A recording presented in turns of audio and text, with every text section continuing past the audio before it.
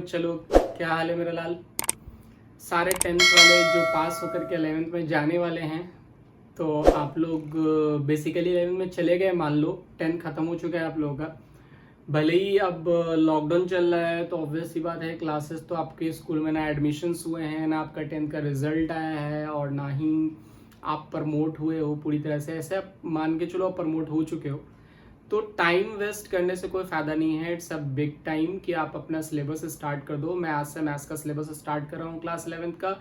आप भी मेरे साथ साथ क्लास 11 के सिलेबस को कवर अप करते रहिए। बुक नहीं है तो घबराना नहीं है, मेरा फेसबुक पेज है, आप गूगल पे जाएंगे, साकिब सर लिखेंगे, SAQUIB सर, गूगल पे सर्च करेंगे, मेरा फेसबुक पेज खुलेगा, उस पर जाइए। मैं हर जो चैप्टर पढ़ाऊंगा उसका एक क्वेश्चंस का सेट मैं उस पर अपलोड कर दूंगा, आप वहां जाके क्वेश्चन सॉल्व कर सकते हो, ठीक है। इसलिए घबराना नहीं है, पढ़ते रहना है, नोट्स बनाते रहना है। कब तक ये लॉकडाउन रहेगा किसी को पता नहीं है, कब तक कोरोना जा रहा है किसी को पता नहीं है, इसलिए हम लोग पढ़ते रहेंगे, ठीक है। तो 11th का आज हम पहला चैप्टर स्टार्ट कर रहे हैं, फर्स्ट चैप्टर, जिसका नाम है सेट थ्योरी, ठीक है। ये सेट थ्योरी 11th का सबसे पहला चैप्टर है, और ये 11th का सबसे बेसिक चैप्टर है। इसी के ऊपर आज हम लोग बात करने वाले हैं, बेसिकली 11th के सेट थ्योरी के बारे में। तो सबसे पहले हम लोग सेट थ्योरी के बारे में बात करेंगे, तो सबसे पहले ये समझेंगे कि सेट होता क्या है।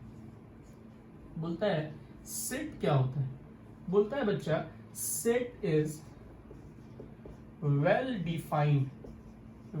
Defined collection of object. हम जानते हैं कि पूरा जो यूनिवर्स है उसमें बहुत सारे ऑब्जेक्ट्स होते हैं। जितनी चीजें आप देखते हैं सबको हम ऑब्जेक्ट में बोलते हैं। यूनिवर्स में जितनी भी चीजें पाई जाती हैं सबको हम ऑब्जेक्ट ही बोलते हैं। तो ये जो ऑब्जेक्ट है, उस ऑब्जेक्ट के वेल डिफाइंड कलेक्शन को, वेल डिफाइंड कलेक्शन का मतलब क्या हुआ, जिसको हम डिफाइन कर सकते हैं, यानी हम बता सकते हैं ये कितना है, पार्टिकुलरली उसके नंबर्स के बारे में हम बात कर सकते हैं, वो कहाँ एग्जिस्ट कर रहा है, कितना एग्जिस्ट कर रहा है, इसके बारे में हम बात कर सकते हैं। अगर वो वेल डिफाइंड है, यानी पूरी तरह से हम उसको डिफाइन कर सकते हैं कि हाँ ये एग्जिस्ट करता है, तो वो जो सारे वेल डिफाइंड डाटा हैं वो कहलाते हैं सेट। तो उनका कलेक्शन हम लोग उसको एक जगह लिखते हैं, कलेक्ट करते हैं, तो दैट इज कॉल्ड मेरा सेट। जैसे फॉर एग्जांपल हम बात कर रहे हैं, समझिएगा, बोलता है ए बराबर, ठीक है, बोल रहा है ए बराबर collection of natural number less then 6 से छोटा नेचुरल नंबर का कलेक्शन। तो बाबू मेरा 6 से छोटा जो नेचुरल नंबर है उसको तो आप डिफाइन कर सकते हो। 6 से छोटा नेचुरल नंबर कौन कौन है बच्चा मेरा, तो 1 है, 2 है, 3 है, 4 है, 5 है, तो आप आसानी से डिफाइन कर सकते हो। तो ये जो कलेक्शन आपने बनाया है ना, इसी कलेक्शन को बोलते हैं सेट, ठीक है। तो it is a set of collection of natural number less then 6। ये कैसा सेट है, कलेक्शन ऑफ नेचुरल नंबर का जो कि 6 से छोटा है। तो ये बहुत सिंपल सी चीज होती है, इसको बढ़िया से समझिएगा। और एग्जांपल देखते हैं, बहुत सारे एग्जांपल देखेंगे हम लोग। जैसे मान लो बोल रहा है collection of prime number less than 10 से छोटा प्राइम नंबर। तो बाबू मेरा हम जानते हैं सबसे छोटा प्राइम नंबर तो 2 होता है, उसके बाद 3 होता है, उसके बाद 5 होता है, उसके बाद 7 होता है। क्या 7 का कोई और प्राइम नंबर होता है? 8 9 तो प्राइम नंबर नहीं है। तो ये मेरा कलेक्शन हो गया प्राइम नंबर का, जो कैसा प्राइम नंबर है, लेस देन 10 प्राइम नंबर है। तो दिस कलेक्शन, क्योंकि ये वेल डिफाइंड कलेक्शन है, हम ये बता सकते हैं कि ये सारा प्राइम नंबर है, और ये प्राइम नंबर कैसा है, 10 से छोटा है। तो this is called well defined collection of data, and that is called set. इसी को हम लोग क्या बोलते हैं, सेट बोलते हैं। तो सेट थ्योरी बेसिकली इसी के बारे में बात करता है, बोलता है कि वैसे डाटा जो वेल डिफाइंड हो, दैट इज कॉल्ड सेट। अब इसमें हम लोग आगे बात करेंगे, समझिएगा। हम लोग सेट को रिप्रेजेंट कैसे करते हैं, बोलता है रिप्रेजेंटेशन का 2 तरीका होता है।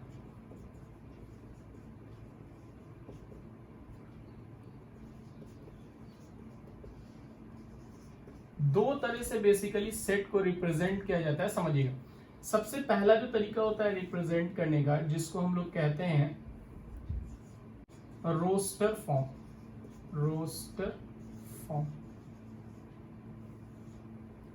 ठीक है। दूसरा होता है जिसको हम कहते हैं सेट बिल्डर फॉर्म। दो तरह का बेसिकली फॉर्म होता है इसको रिप्रेजेंट करने का। पहला होता है रोस्टर फॉर्म, दूसरा होता है set builder form.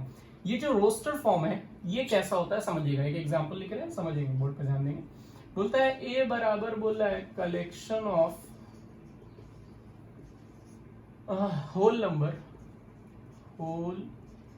Number less than 10, 10 से छोटा होल नंबर का कलेक्शन। तो होल नंबर कहां से स्टार्ट होता है जी, तो होल नंबर तो मेरा 0 से स्टार्ट होता है, 0 1 2 3 4 5 6 7 8 9, 10 से छोटा ये सारा होल नंबर है। तो ये जो कलेक्शन है इसी को बोलते हैं roster form. Roster form basically curly bracket के अंदर, जिसको हम लोग मजली ब्रैकेट भी कहते हैं, करली ब्रैकेट को हम लोग हिंदी में क्या बोलते हैं, मजली ब्रैकेट। तो ये जो करली ब्रैकेट के अंदर जो हम सारे कलेक्शंस को लिखते हैं यही कहलाता है हमारा रोस्टर फॉर्म। कैसा फॉर्म कहलाता है ये, रोस्टर।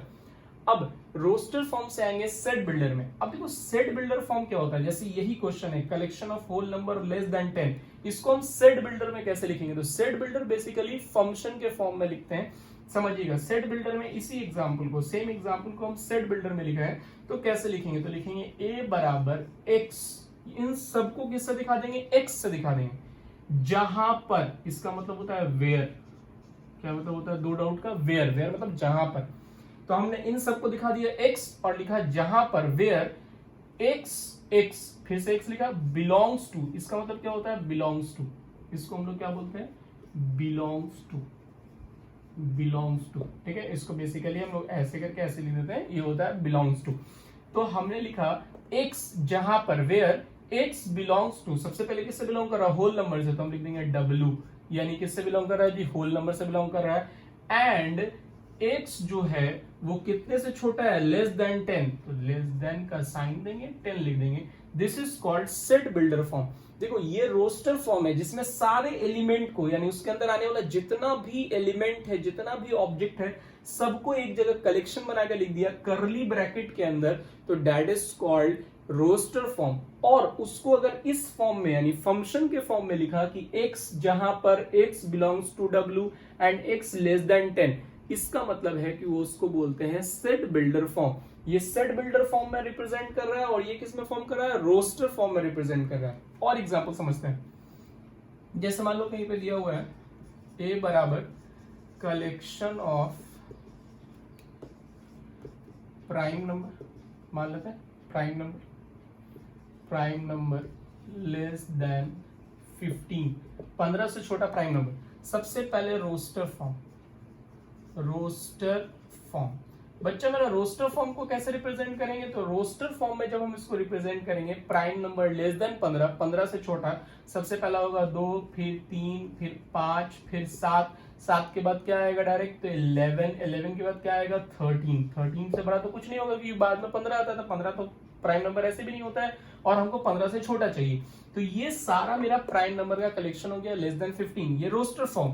अगर हम इसी को लिख रहे हैं सेट बिल्डर फॉर्म में, तो सेट बिल्डर फॉर्म में क्या लिखेंगे बच्चा, सेट बिल्डर फॉर्म में इसको हम लिखेंगे x जहां पर where x belongs to, x किससे बिलोंग कर रहा है, प्राइम नंबर से, तो लिखेंगे prime, x belongs to prime number, किससे बिलोंग कर रहा है जी, प्राइम नंबर से। एंड x लेस देन 15, और x कितना है, लेस देन 15 है। बहुत आसान है, कुछ करना नहीं है, यहां सारे कलेक्शंस को लिख दिया और इसमें हमने लिख दिया x जहां पर x belongs to prime number और x जो है वो 15 से छोटा है। आई होप सबको समझ में आ गया होगा। इसी को बोलते हैं बेसिकली सेट। तो सेट आप लोग को समझ में आ गया और सेट को कैसे रिप्रेजेंट करते हैं ये समझ में आ गया। आगे हम लोग बात करते हैं, बोर्ड पे ध्यान देंगे। आगे हम लोग बात करने वाले हैं टाइप्स ऑफ सेट की। देखो समझोगे बहुत आसान होता है टाइप्स ऑफ सेट। सबसे पहला जो होता है इसको बोलते हैं इम्पिटी सेट, या इसी को हम लोग कहते हैं null set, NULL set, null set. या तो इम्पिटी सेट बोलेंगे या तो नल सेट बोलेंगे, दोनों में से कुछ भी बोल सकते हैं। इसका मतलब क्या होता है, इसका मतलब होता है सिंपल, बोलता है वैसा set, set having no any element, वैसा सेट जिसमें कोई भी एलिमेंट ना हो, उसको हम लोग क्या बोलेंगे, उसको बोलेंगे इम्पिटी सेट। तो इम्पिटी सेट बेसिकली वैसे सेट को बोलते हैं जिसमें एक भी एलिमेंट ना होगा, है ना, एक भी एलिमेंट ना होगा। जैसे फॉर एग्जांपल बोला क्या, ए बराबर collection of natural number less then 1 से छोटा नेचुरल नंबर। बताओ तो 1 से छोटा नेचुरल नंबर क्या होता है? 0 का नेचुरल नंबर है जी? नहीं। तो 1 से छोटा कोई नेचुरल नंबर तो होता नहीं है। तो हम यहाँ लिखेंगे इट इज ब्लैंक, यानी कुछ नहीं है, ये एम्प्टी सेट है। इसका ब्लैंक छोड़ने का मतलब ये एम्प्टी सेट है। या फिर इसको हम लोग दिखाएंगे फाई से। फाई का मतलब क्या हो गया? Empty set. तो एम्प्टी सेट बेसिकली फाई से ही डिनोट करते हैं, अगर उसमें कुछ नहीं है मतलब फाई। ठीक है। अब तुमसे पूछ रहा है कि बी बराबर collection of even prime number except 2 को छोड़ के कोई और इवन प्राइम नंबर बताओ। 2 को छोड़ के, तो 2 के अलावा कोई और इवन प्राइम नंबर नहीं होता है। 2 is the only even prime number और द स्मॉलेस्ट प्राइम नंबर। 2 सबसे छोटा प्राइम नंबर होता है और ओनली इवन प्राइम नंबर होता है, उसके अलावा कोई इवन प्राइम नंबर नहीं होता है। तो यहां पर जब आप इसको लिखेंगे तो ये मेरा हो जाएगा इम्पिटी सेट। इम्पिटी सेट मतलब क्या हो गया? फाई। इम्पिटी सेट को बेसिकली किससे दिखाते हैं? फाई से दिखाते हैं। तो दिस इज फाई। तो ये समझ में आया नल सेट किसको कहते हैं, इम्पिटी सेट किसको कहते हैं। और देखते हैं सेकेंड होता है मेरा सिंगलटन सेट। सिंगलटन सेट क्या होता है समझिएगा। बोलता है a set having only one element, वैसा सेट जिसके पास सिर्फ एक एलिमेंट होता है वो कहलाता है सिंगलटन सेट। सिर्फ एक एलिमेंट तो मतलब सिंगलटन सेट। फॉर एग्जांपल समझते हैं, जैसे बोलेगा क्या, बताइए ए बराबर collection of even prime number. अभी मैंने बताया बच्चा कि इवन प्राइम नंबर सिर्फ एक ही होता है और वो कौन होता है? 2। तो यानी ए बराबर क्या हो गया? 2। अब 2 अकेला प्राइम नंबर होता है जो इवन होता है, तो ये सिर्फ एक ही होगा। अब ये एक ही एलिमेंट इसमें एग्जिस्ट कर रहा है, that's why it is called singleton set. तो वैसा सेट जिसमें सिर्फ एक एलिमेंट होता है उसको कहते हैं सिंगलटन सेट। समझ में आ गई बात? आगे बढ़ते हैं। तीसरा होता है इक्वल सेट। देखिए इक्वल सेट बोलता है क्या? 2 sets A and B are said to be equal sets। दो सेट्स A और B को इक्वल सेट्स तब कहेंगे, are said to be equal sets when both have same elements. दोनों के पास कैसे एलिमेंट होंगे जी? सेम एलिमेंट होंगे। अगर सेम एलिमेंट है तो इक्वल सेट कहलाएगा, अगर सेम नहीं है तो इक्वल नहीं कहलाएगा।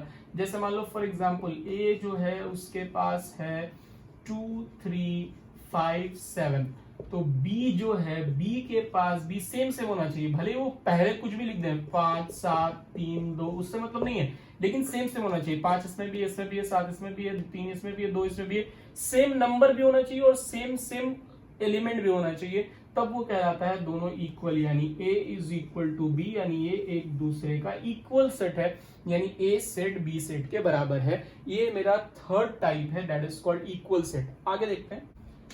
फोर्थ नंबर जो हमारा होता है उसको हम लोग कहते हैं फाइनाइट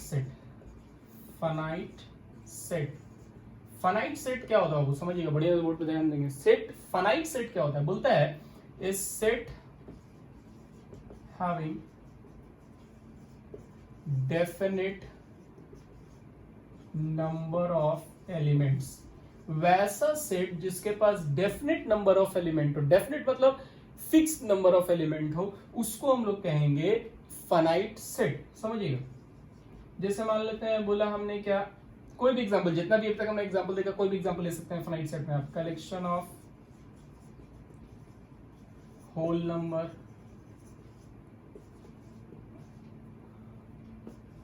लेस देन 7 से छोटा होल नंबर। 7 से छोटा होल नंबर कौन कौन होता है जी? 0 1 2 3 4 5 6, ये सारा होल नंबर हो गया 7 से छोटा। तो ये मेरा हो गया फाइनाइट सेट, क्योंकि इसमें 1 2 3 4 5 6 7 7 की एलिमेंट है और सातों मेरा गिनती का एलिमेंट है, दैट्स वाई ये फिक्स्ड सेट है, डेफिनेट सेट है। दूसरा होता है इसके बाद फिफ्थ नंबर है इनफाइनाइट सेट। इनफाइनाइट सेट, अब बच्चा मेरा इनफाइनाइट क्या होता है, तो बोलता है the set which is not finite. वैसे सेट जो फाइनाइट नहीं होते, यानी जिसमें डेफिनिट नंबर ऑफ एलिमेंट नहीं होते हैं, आर नोन एज इनफाइनाइट। उसको हम लोग क्या बोलते हैं, इनफाइनाइट बोलते हैं, यानी जिसमें डेफिनेट नंबर नहीं होगा। फॉर एग्जांपल बोला क्या, a collection of natural number more than 10, 10 से बड़ा नेचुरल नंबर का सेट। अब बाबू मेरा 10 से बड़ा नेचुरल नंबर 11 होता है, 12 होता है, 13 होता है, 14 होता है, ये बढ़ता ही जाएगा। कहां तक जाएगा, तो इन्फिनिटी तक जाएगा। तो इसका कोई नंबर तो फिक्स नहीं है, इन्फिनिटी कहां जाके रुकेगा ये तो हमको फिक्स नहीं है। तो जब ये फिक्स नहीं है तो ये कहलाता है इनफाइनाइट सेट। ये मेरा फाइनाइट सेट है और ये क्या है, इनफाइनाइट सेट है। समझ में आ गया बात? आगे देखते हैं, एक और तरह का टाइप होता है।